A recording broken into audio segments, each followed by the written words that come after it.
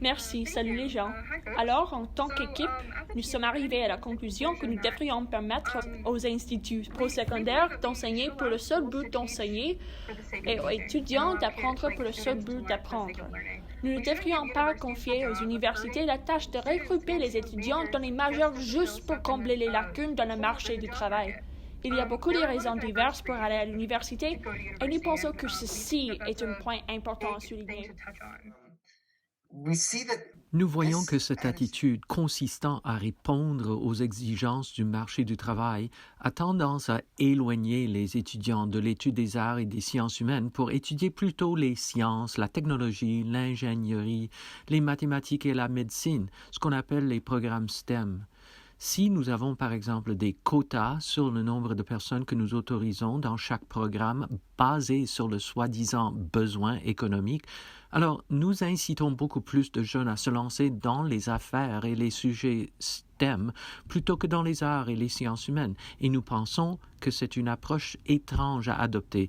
D'abord parce que les étudiants comprennent dans quoi ils s'embarquent. C'est volontaire. On ne poursuit pas nécessairement une majeure en sociologie en espérant décrocher un emploi dès la sortie de l'université, mais plutôt parce que nous pensons contribuer à influencer la pensée et l'approche systématique dans un domaine spécialisé.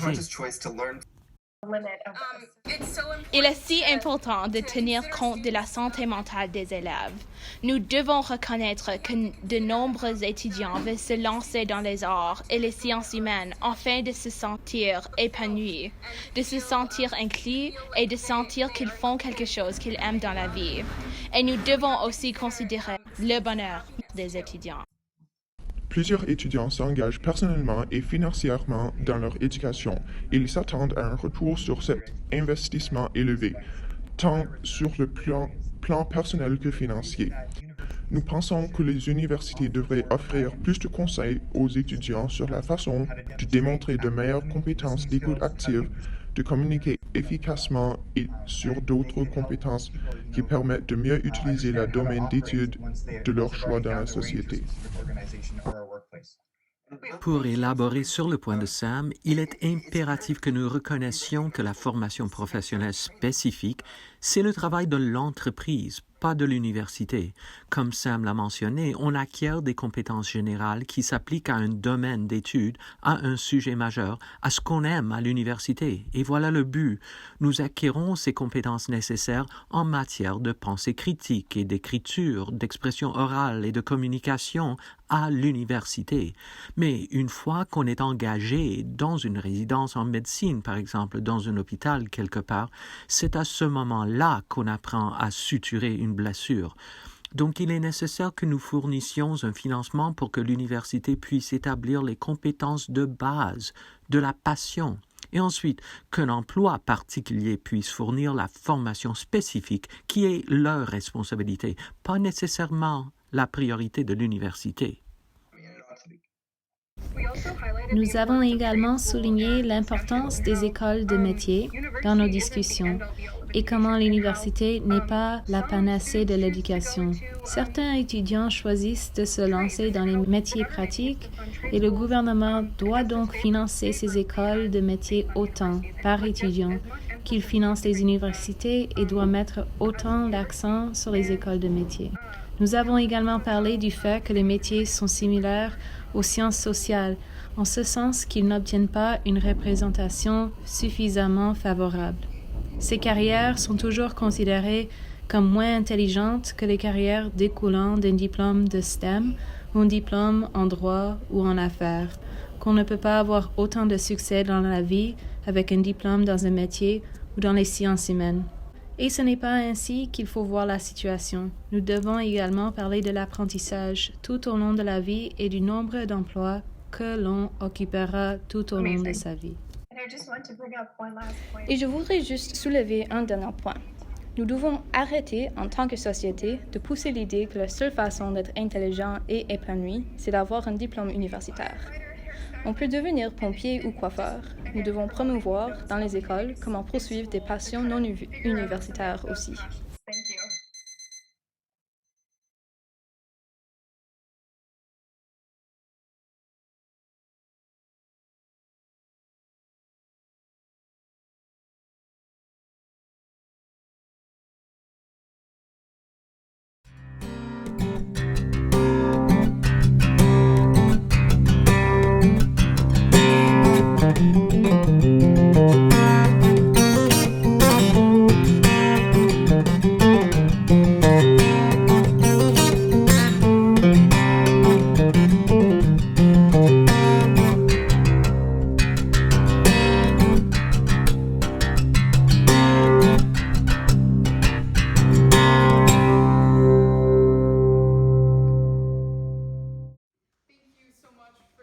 Merci beaucoup pour votre présentation.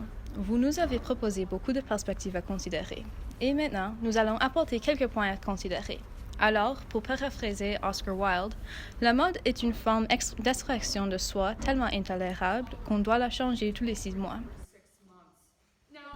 Maintenant, nous nous demandons, à la lumière de cette citation, si vous croyez ou non qu'il est possible de changer tellement la culture que les gens garderont leurs vêtements, même après qu'ils soient passés de mode, si ces vêtements sont faits de manière à ce qu'ils restent intacts et ne se désintègrent pas.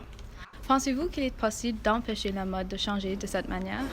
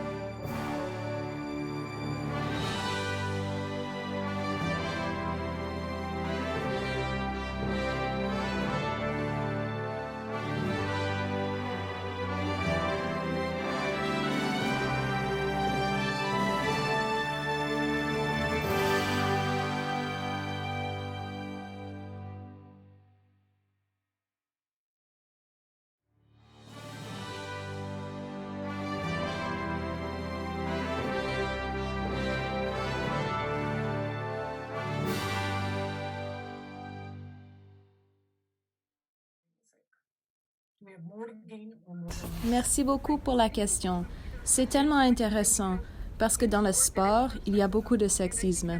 Et je pense que si nous restons comme nous sommes, le sexisme se perpétuera tout au long de notre vie. Mais en intégrant tout le monde ensemble, non seulement ceux qui peuvent contribuer leur physique à une compétition.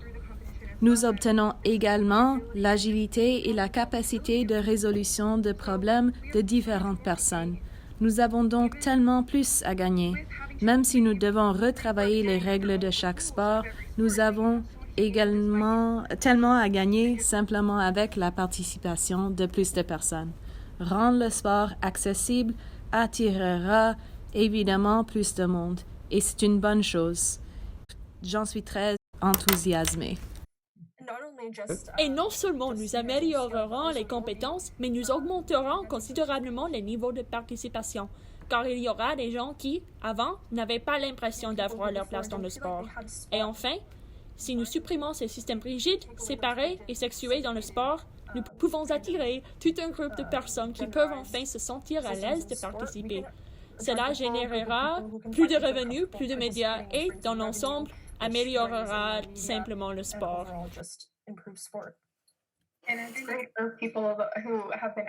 Et ce sera formidable d'avoir ces personnes, ces enfants qui ont été surreprésentés, de voir quelqu'un qui est transgenre ou non-binaire à admirer comme modèle. Ensuite, ils peuvent se dire « c'est bon, je peux faire ça aussi et je ne dois pas me limiter à ceci ou cela ». Et il y a une place pour moi dans le sport et dans l'activité physique.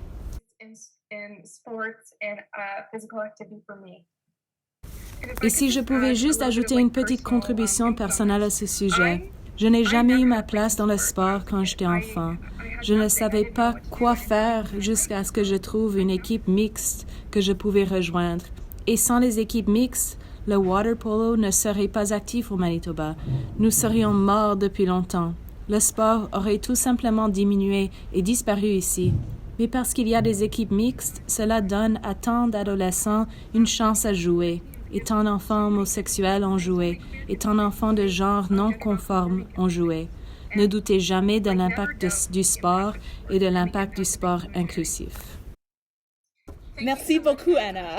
Et juste pour ajouter rapidement au point d'Anna, et comme l'a dit Lily, rendre les sports plus accessibles, créer un environnement plus sûr pour les étudiants afin qu'ils participent à des sports.